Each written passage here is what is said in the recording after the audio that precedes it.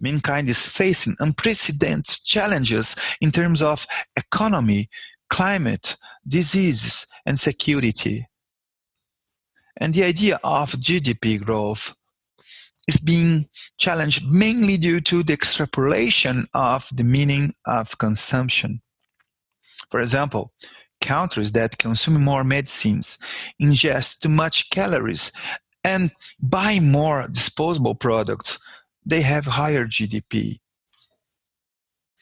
Added to that, there are the 17 Sustainable Development Goals established by the United Nations.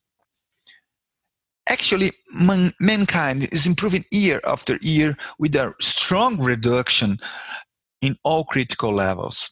But even so, by 2030, the world will need 50% more energy, 40% more water, and 35% more food.